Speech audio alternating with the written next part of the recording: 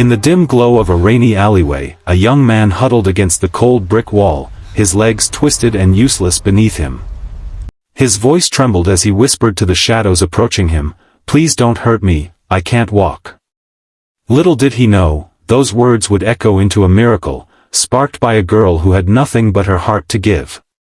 But hold on, before we dive into this heart-wrenching tale that will leave you in tears and inspired, if you're new here, hit that subscribe button and turn on notifications so you never miss stories like this that remind us of the power of kindness.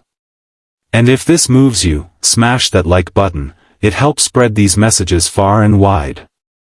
Now, let's step back to where it all began. Ethan Harrington had everything a man could dream of, or so the world thought. As the CEO of Harrington Enterprises, a multi-billion-dollar tech empire that revolutionized renewable energy, he commanded boardrooms with the precision of a surgeon. His face graced Forbes covers, his name synonymous with innovation and ruthlessness. But behind the polished suits and private jets lay a void that no amount of wealth could fill. 20 years ago, his only son, Alex, vanished without a trace. It was a kidnapping gone wrong, or so the police concluded after a botched ransom exchange. Ethan had paid the demanded sum, but Alex was never returned. The trail went cold, and Ethan's marriage crumbled under the weight of grief. His wife, Elena, left him, unable to bear the empty nursery or the husband's obsession with work as a distraction. Ethan threw himself into his company, building it into a fortress against his pain, but every night, he stared at old photos of a laughing toddler with curly brown hair and bright blue eyes, wondering if his boy was even alive. Miles away, in the underbelly of the city, Alex, or Jax, as he called himself now, scraped by on the streets. He didn't remember much of his early life, trauma had blurred the edges. At 5 years old, he'd been snatched from a park playground while his nanny turned away for a second. The kidnappers, amateurs panicked by police heat, abandoned him in a remote warehouse after a car accident that shattered his spine. Paralyzed from the waist down, Alex was found by social services, but with no identification and his young mind in shock, he slipped through the cracks. Foster homes came and went, each more neglectful than the last, until he aged out at 18 and hit the streets. Now 25, Jack survived by begging, his wheelchair a rusty relic scavenged from a dumpster. He had a sharp mind, piecing together odd jobs like fixing gadgets for passers-by, but the world saw only his disability and his poverty. Invisible, he often muttered to himself, as people averted their eyes. Enter Lila Monroe, a 23-year-old waitress scraping by in a dingy diner on the city's edge. Born to a single mother who worked 3 jobs until cancer claimed her when Lila was 16, she knew hardship intimately. Dropping out of high school to care for her mom, Lila never pursued her dream of becoming a nurse, instead juggling shifts and side gigs to keep a roof over her head, a cramped apartment shared with 2 roommates. She had a quiet strength, her warm brown eyes hiding the exhaustion of constant struggle. Lila volunteered at a local shelter on her days off, handing out meals and listening to stories that mirrored her own.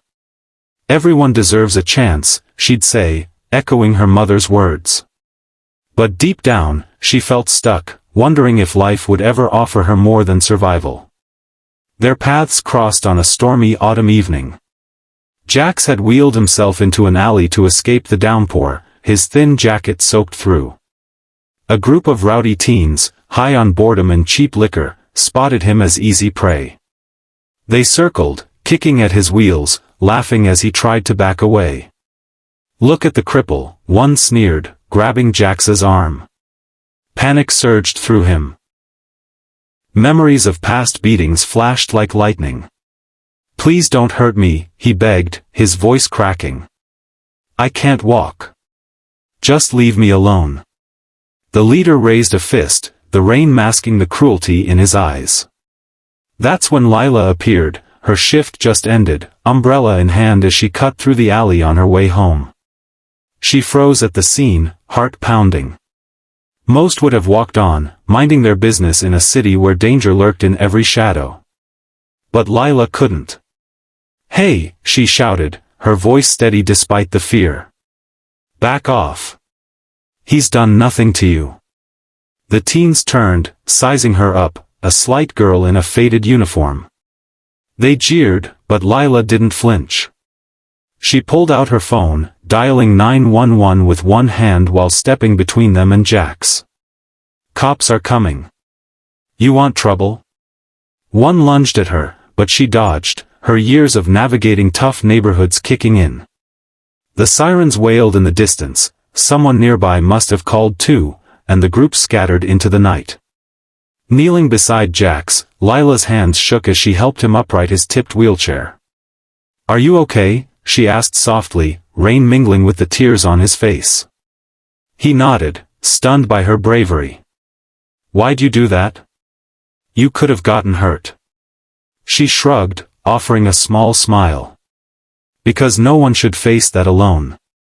In that moment, something sparked, a fragile connection born of shared vulnerability.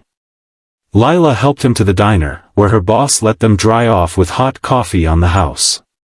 They talked for hours, Jax sharing fragments of his foggy past, Lila opening up about her losses.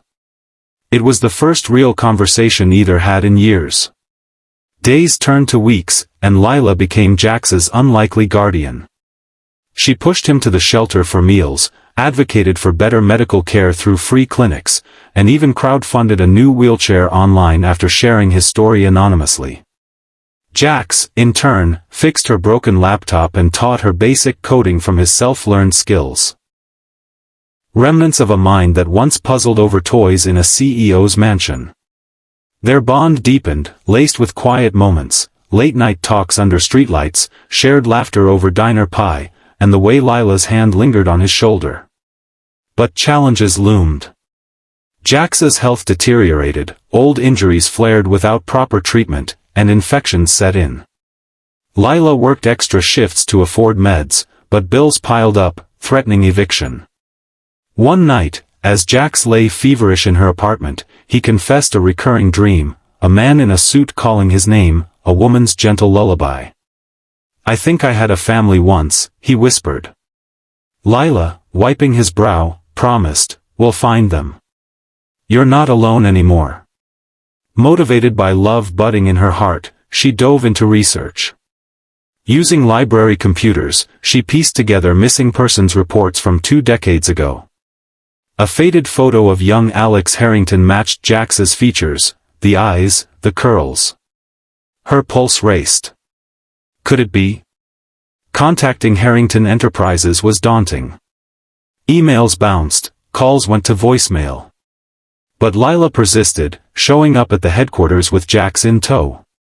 Security turned them away, dismissing them as opportunists. Everyone claims to be the lost son, a guard scoffed. Crushed, Jax wanted to give up. I'm nobody, he said, wheeling away. Lila refused. You're everything to me, she replied, her voice fierce. She leaked the story to a local journalist friend, who ran a piece, CEO's lost son. Paralyzed beggar claims identity. It went viral, sparking debates and DNA demands. Ethan saw the article on his feed, heart stopping at the photo. Those eyes, his eyes. He ordered a private jet, arriving unannounced at Lila's door. The reunion was raw, Ethan collapsing in tears, Jax frozen in disbelief. DNA confirmed it. But joy mixed with pain. Ethan blamed himself for the failed ransom, for not searching harder. Jax harbored resentment for the lost years. You built an empire while I begged on streets, he accused. Elena, drawn back by the news, arrived too, her presence a bomb. Family therapy sessions ensued, raw and emotional, as they navigated guilt, forgiveness, and rebuilding. Lila stood by, quietly supporting, but feeling out of place in this world of luxury. Ethan offered her a fortune as thanks, but she declined. I didn't do it for money. I did it for him. Yet, as Jax, now Alex again, adapted to his father's world, with top surgeons restoring partial mobility through experimental treatments, he realized his heart belonged to Lila. In a quiet proposal under the same rainy alley, now lit with hope, he said, "you changed everything. Marry me?" She said yes, tears flowing. The family transformed. Ethan stepped back from CEO duties, founding a foundation for missing children and disability aid, with Alex as co-chair. Lila pursued nursing school on a scholarship, her dreams reignited. Challenges persisted, physical therapy's grueling pain, media scrutiny's toll, old street scars resurfacing in nightmares, but love resolved them, one step at a time. Years later, at a gala for the foundation, Alex stood with crutches, Lila by his side, Ethan beaming proudly. From begging in alleys to building futures, Alex toasted. It started with one girl's kindness. Never underestimate the power of standing up for someone who can't. The crowd erupted, but in the quiet aftermath, Alex whispered to Lila, "You didn't just save me, you saved us all." And there you have it, a story of loss, redemption, and unbreakable bonds.